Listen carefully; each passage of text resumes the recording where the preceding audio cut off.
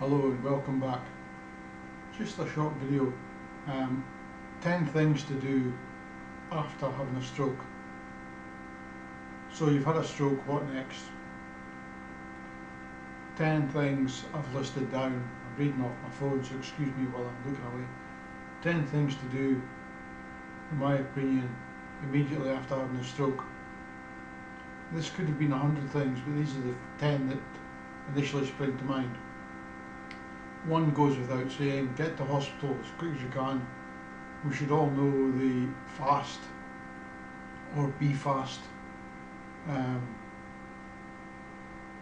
recognition acronym. Face, arm, speech, time, or BFAST balance, eyesight, face, arm, speech, time. Time being the critical factor there, getting to hospital as quickly as you can to save brain cells and get the medical treatment you need. Moving on to number 2.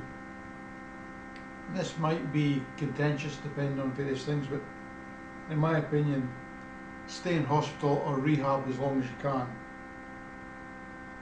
Obviously, depending on your location and health insurance, we all want to get out of hospital and get home and get back to our normal lives as quickly as possible, but in hindsight, in my opinion, I think I would have been better staying in rehab for another few weeks. I was very keen to get back to work. I'd been off work for a while and missed several promotion opportunities, and I wanted to get back to my family. They were quite good in the fact that they came to visit, but getting out, getting discharged, or some people, and I did for a while as well, calling it getting released. Getting discharged from hospital too quickly means you're gonna struggle to get the help you need. Plus, it'll put excessive strain on your family.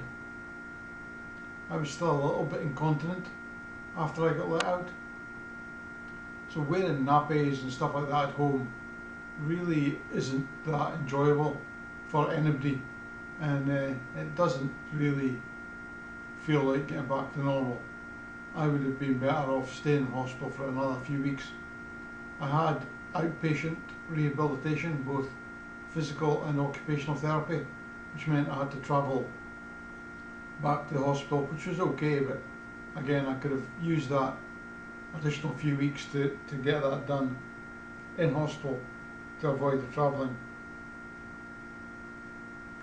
Hopefully your employer will understand and keep your job open, and when you do get back to work, ease yourself in. I rushed back probably too quickly, and I was coping okay. I was getting on really well, even winning awards, but I had a seizure after travelling over from Perth to Sydney and back, and got back to work again after that. So I had a week off after the seizure and several months off after the stroke, so I don't think that did me any favours, and I ended up getting made redundant, which was a real blow. I don't know if I'd taken a bit longer, if that would have changed.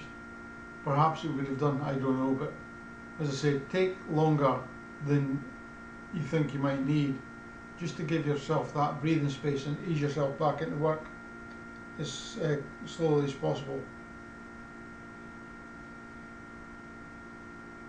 Sorry, I've missed my train of thought here. Yeah, that was number 1. Number 2, as I said, hopefully your employer will understand and your finances won't be in too much of a state. Hopefully you've got some cover for your hospital stay, but also some income protection type insurance. And that does bring me on to finances.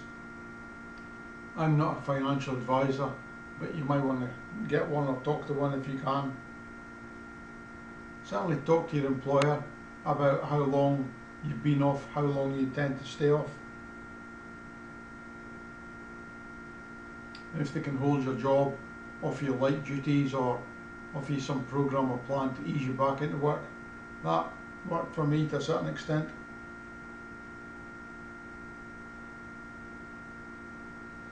As I said, talk to your health insurance or pension or superannuation fund to see what you are covered for things like income protection. My income protection kicked in quite quickly while I was in hospital, so I wasn't fine. Well, I was still getting paid by my employer with using my sick pay to a certain degree, and then the income protection kicked in. So once my sick pay had been expired, I was still receiving a salary of sorts or an income of sorts through my insurance. But again, I realise not everybody's in that situation, but I guess do what you can and use it. You're paying for it, so you might as well use it when you need it. After I got made redundant, I had a couple other short-term consulting jobs, but they didn't last. I was really struggling, so my doctor suggested moving on to income protection, and he's been backing me up and helping me, so I'm semi-retired now. So again, look at your finances.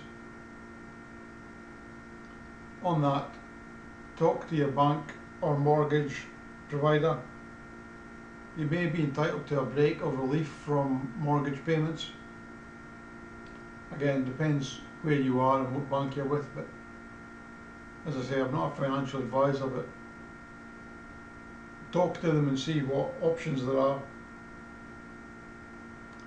Most banks will be reasonably accommodating. I said, talk to your health fund and insurance to see if you've got additional benefits linked to your policy. I went through a no-win, no-fee lawyer to receive my income protection and my TPD payout, which went into my superannuation fund. But it turns out I had two income protection policies which the insurance fund didn't know about. They'd been effectively skimming off the superannuation contributions to fund two policies which weren't linked, so I managed to claim on both. So again, look at your insurance company and see what you're entitled to. I would highly recommend going through a legal representative like one of these no win no fee companies. The amount of hoops and the amount of paperwork you've got to fill in is very onerous, especially for those of us who've gone through a stroke and our cognitive abilities might not be what they once were. So again, there are options there to get your finances back on track. Excuse me.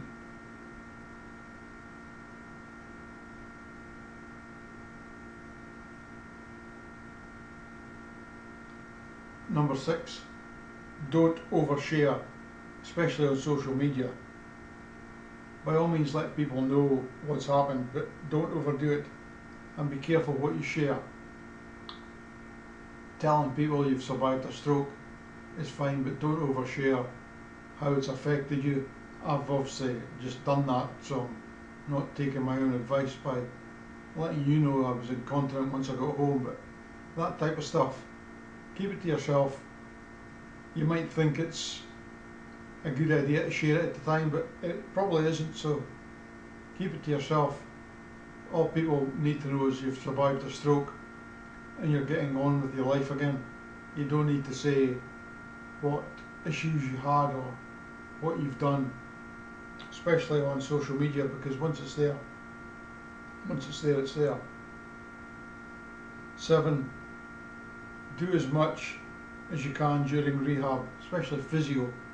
I worked quite hard. I was reasonably fit when I had my stroke at 49, and that helped me get back into physio and get walking quite quickly. So while you've got the opportunity, while you're there in physio, take advantage of it and work as hard as you can during rehab.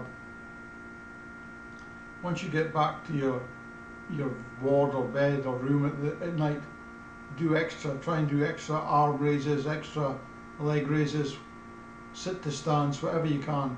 Try and put in the extra effort to take advantage of having the physios there looking after you. You'll thank yourself in the long run.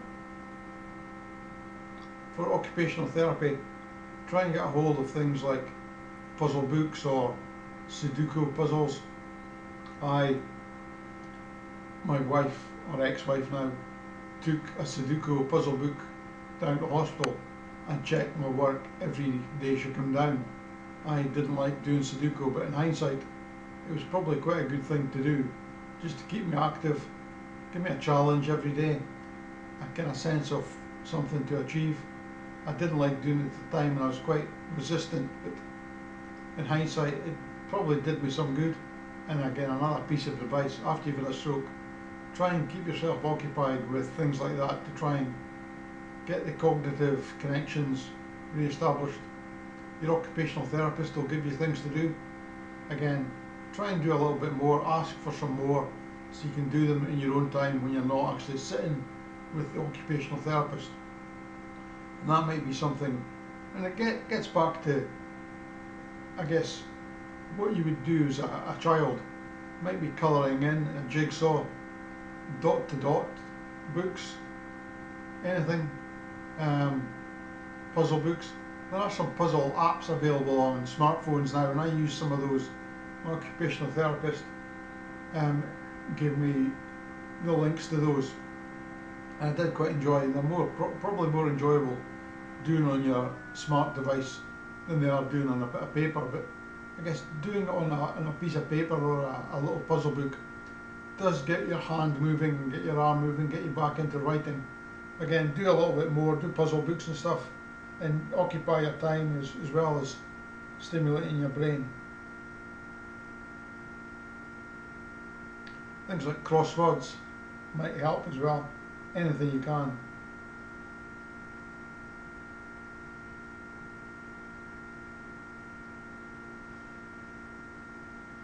Number 8, moving forward.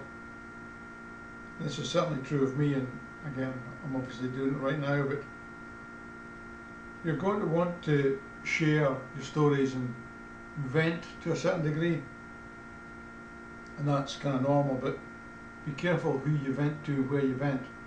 I started keeping a journal, effectively venting to myself and keeping a note of things, so that in my case, when my now ex-wife said, oh, this happened at this date, or you did this, I could check back my journal to say, well, it wasn't then, it was weeks ago, or it was only just yesterday. She did try and gaslight me to a certain extent. Oh, you forgot about this, or you did that. But looking back through my journal, I could kind of prove to myself that this happened on a specific date. So I found that method, that process of journaling, quite good for me mentally. You can vent, you can put your feelings down, and you can go back and revisit those, even just from a memory point of view. As I said, keeping dates and events in a journal, you can look back on those and fact check things. So I would advise doing that, again, either in a notebook or on your mobile device, typically in a notes folder or something like that, or even just email yourself, this is today's journal.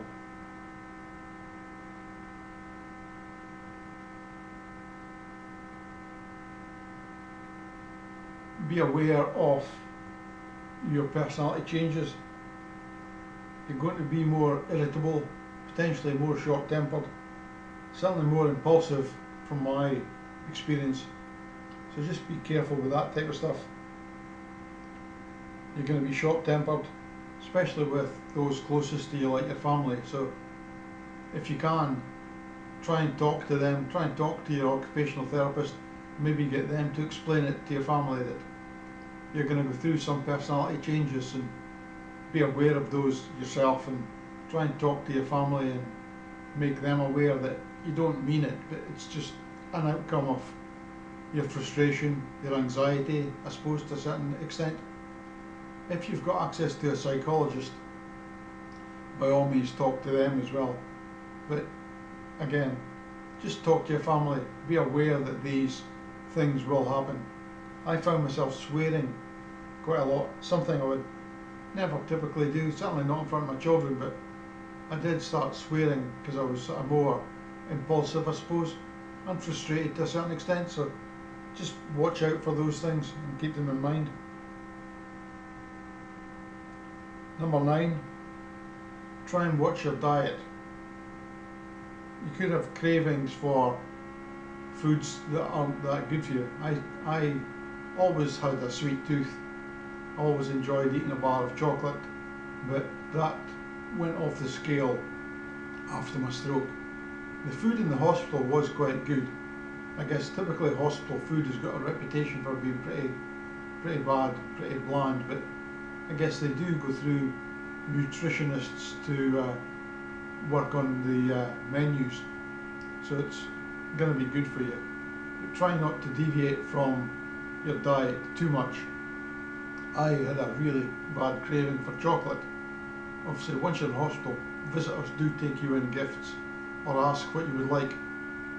So try and monitor that and avoid eating things that you potentially shouldn't be. I guess take the opportunity, once you're in hospital, to have that nutritionally balanced diet that they are offering you. Try and take advantage of that and eat yourself back to health. Don't deviate from it. Try not to put on too much extra weight. At the same time, try and maintain a healthy weight, because you're going to need to be physically fit for moving forward. Carrying too much weight obviously is never a good thing for anything to do with your body, but certainly try to rebuild strength in your legs and arms. Putting excessive strain on those with carrying extra weight is never going to be good, so just try and modify your diet. Maybe even part of the journaling, keep a diet journal, so if you do go off the rails and have a bar of chocolate every now and again, try and log it. It helps to keep yourself honest with yourself, and if you're having to write it in a journal, you're going to rethink. So if you've had a bar of chocolate that day, you've sneaked a bar of chocolate, for example, into your diet, felt good at the time, tasted nice. If you're having to log that, and you can't lie to yourself, if you're logging that in the journal whenever you write it, I wrote mine at night, of what's happened that day, and you're owning up to yourself in your journal that, oh yeah, I had a bar of chocolate and I ate the whole thing in one go after my dinner. It does keep you reasonably honest, because as I say, you really can't lie to yourself. So try and watch your diet. Might be sweets, might be fizzy drinks, whatever your cravings are. Just try and monitor them and keep them under control to a certain degree. By all means, have things that you want. But as I say, everything in moderation, like normal life. Everything in moderation, but just be aware of it. It's something that you might creep into a habit of, like I did, eating way too much chocolate and putting on extra weight when as I say, I was quite fit and healthy at 49, but by the time I got out of hospital, I was certainly a few kilos heavier, maybe even more, I don't know. I was 80, just under 80 kilos when I had my stroke, and now well, I was over 90. I've been trying to exercise a little bit more recently, so I'm back down to under 90 kilos, but getting down to below 80 is a target, but I don't think I'm going to make that. But again, just be aware.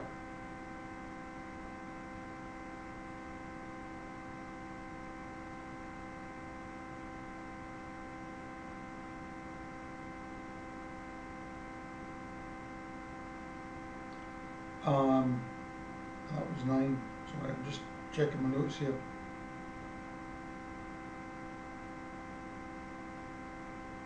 As I said, you're going to be more impulsive, so impulsivity to go and buy sweets or fizzy drinks or whatever it is, you're going to have that craving more than you potentially would have normally after a stroke.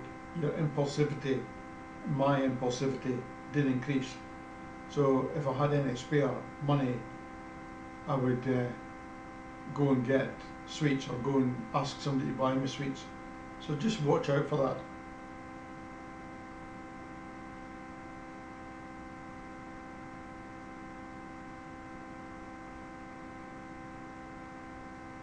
just on that impulsivity and the behavioural changes, you're going to have anxiety, you're potentially going to be paranoid about things and not trusting people too much. Be your own advocate as far as that's concerned. Certainly don't give away too much of things like financial control.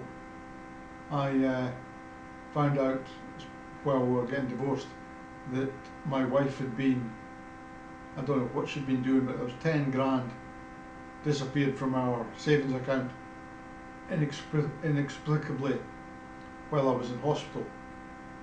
As I say, she was having an affair, and that led to the divorce. So I think she was feathering her nest so that when the divorce happened, that money wasn't in the family pot to be shared. She'd squirreled it away for her new life. So don't hand over too much financial control. If you've got shared responsibility for funds, just keep an eye on them. As I say, I think I was particularly unfortunate, so it might not happen to everybody, but you're going to be paranoid. Me telling you this might make you even more paranoid, but just be aware, be your own advocate, keep a track of things, don't give away too much control if you can help it. Obviously family are going to want to help as much as they can, which is great, but just don't give away too much control, and just be careful. Finally, number 10, if I can get here. I touched on this earlier on. Just keep working on yourself while you're in hospital, in rehab, when you're back in your room, and certainly once you get out. Keep working on yourself. Nobody's going to do it for you. There's not going to be a quick fix. You need to keep working on your self-improvement, both physically and mentally. Physically, I think, will impact your mental health. If you go for a walk daily, that helps, I think, with clarity, and you feel a sense of accomplishment that you've done something. So your future self will thank you for it. I'm really thankful I pushed myself as hard as I could, went for walks as much as I could, worked in the gym, sat on the exercise bike for hours on end, getting bored out of my skull. That helped strengthen my legs, and I got the benefits of that when I was discharged, and it really helped me get back and walking and get going quicker than potentially I would have done.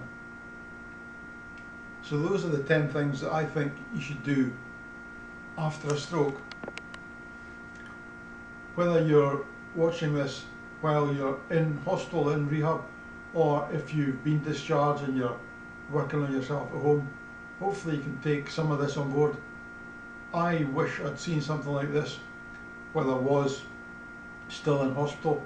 I think taking some of my own advice might have helped, so hopefully that'll help you. If you've any questions, please pop them in the comments below, but in the meantime, thank you for listening. Catch you in the next one. Bye bye.